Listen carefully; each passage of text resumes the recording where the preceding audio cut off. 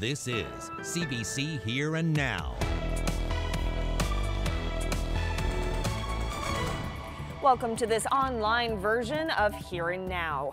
The number of cases of COVID-19 more than doubled since yesterday. 15 new presumptive cases brings the total up to 24. 8 of the new cases are connected to a previous case in the eastern region. 2 are travel-related, and officials are still investigating the remaining 5. Now, with these new cases come new restrictions, including further mandatory closures to retail stores that don't provide essential goods and services. So, hair and tanning salons, aesthetic services and spas, tattoo and body piercing shops must close. Now, the businesses considered essential are stores that sell food products, pharmaceutical, medicine and hygiene products, baby care products, plus gas stations, hardware stores, computer repair shops. Other essential businesses are electronic and office supply stores and pet and animal supply stores. And also, cab drivers are permitted to take only 2 passengers in a vehicle at one time.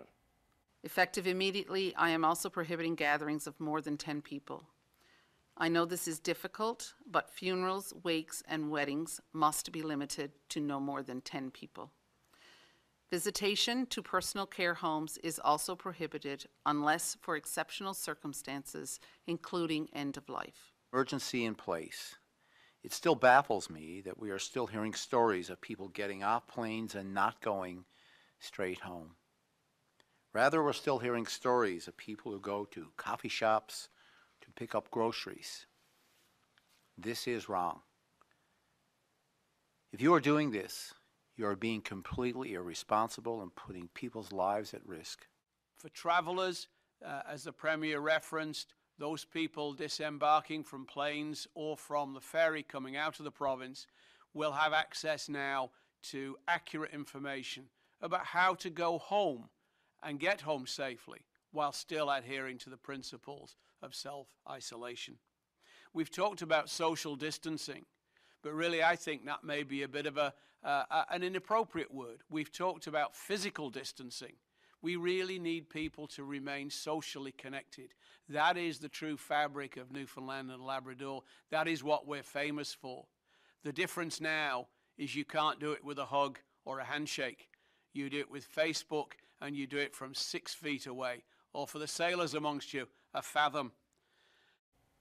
Well, an employee at the Canada Post sorting station in St. John's is one of the latest presumptive cases of COVID-19 in the eastern region. The Public Health Authority says other employees who work at the facility on Kenmount Road have been informed and sent home to wait for further instruction. Mail and parcels are not being delivered in St. John's and Mount Pearl today.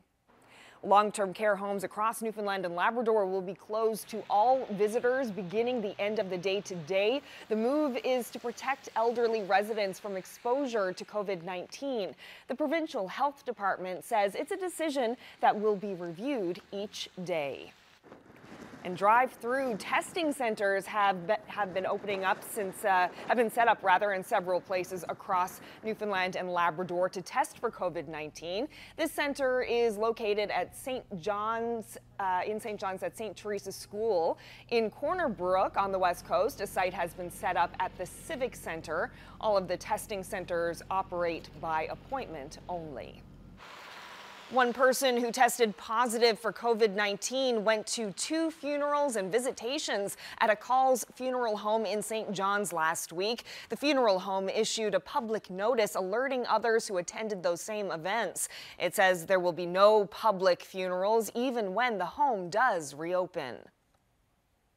The Newfoundland and Labrador Liberal Party is suspending the leadership contest because of COVID-19, and its order to the 2 candidates is to stop campaigning immediately. A new leader and a new premier was set to be selected in May after Premier Dwight Ball announced his intention to resign. Andrew Fury, a surgeon at the province's biggest hospital, is one of the candidates. The other is John Abbott, a former civil servant who once served as a deputy minister of health. They launched their campaigns a few weeks ago. Last week, Abbott had asked that the leadership race be suspended, but the party said no. Now, with COVID-19 causing a global pandemic, the party's leadership decided to press pause. Premier Dwight Ball will continue on until a new plan for the leadership, prompted by Ball's intention to resign, is developed. Everybody felt that it was only fair that if we were suspending the actual campaign in the election, that we had to ask the candidates to suspend campaigning as well.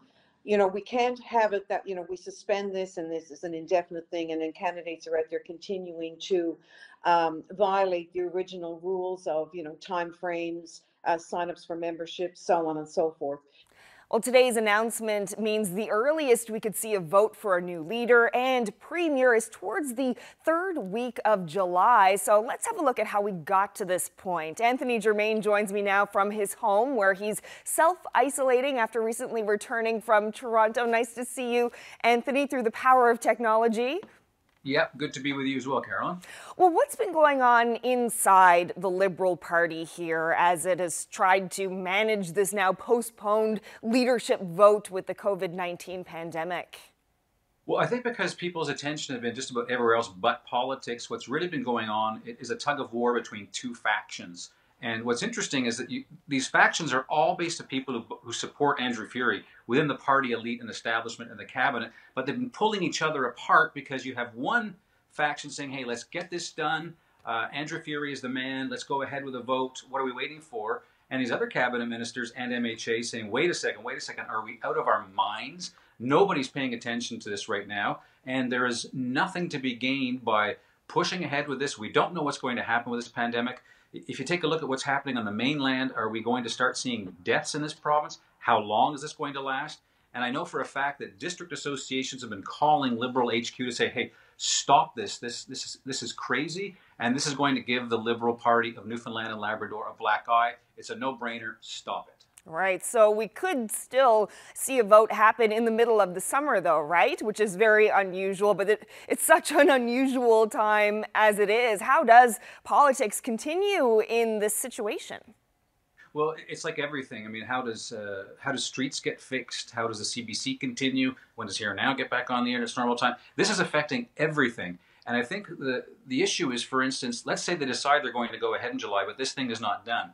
And let's say at that point that some people are dying and the contagiousness of this disease is still a factor. Whoever wins this thing has to get a seat. How do you hold a by-election during a pandemic, let alone a general election? How do you actually go to the polls during one of these things? And if, as some experts say, this is going to go on, best case scenario, some people believe, until August of 2021, that we might see another second wave of this next winter.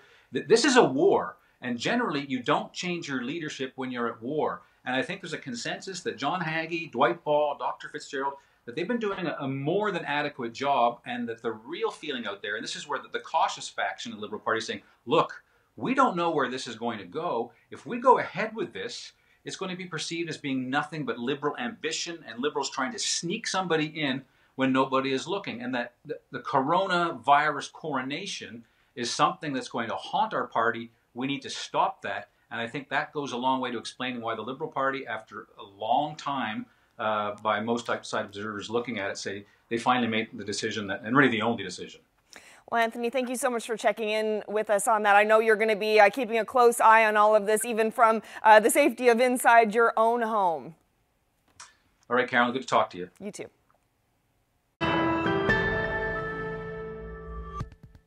Some inmates are starting to be moved from the prisons to the community.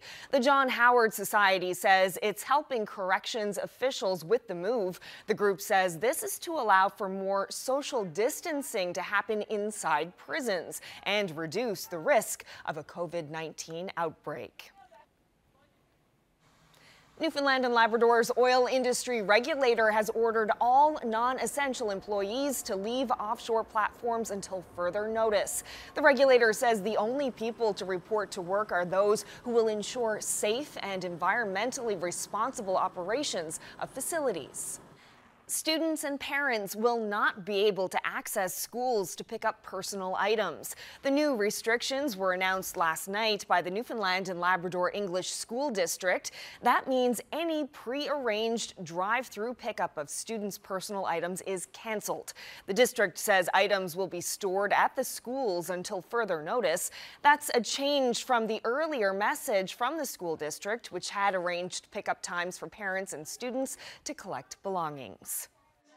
Tourism operators in the province are facing uncertain futures as the COVID-19 pandemic effectively cancels the main tourism season.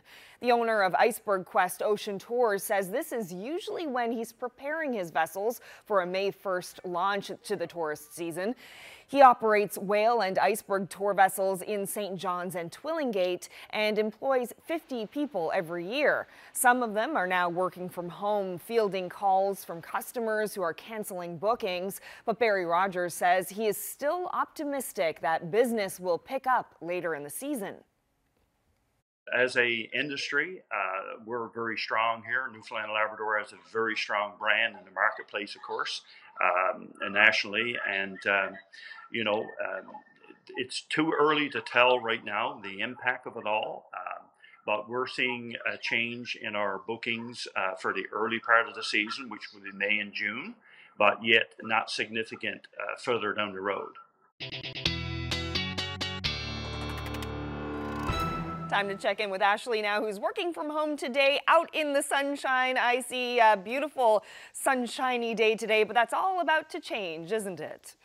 Yeah, it certainly is. Mother Nature is doing its part right now to get rid of some of this snow because we're going to add to it as we head through the next couple of days. But like you said, absolutely gorgeous day outside in this sunshine right now. It's so nice and warm.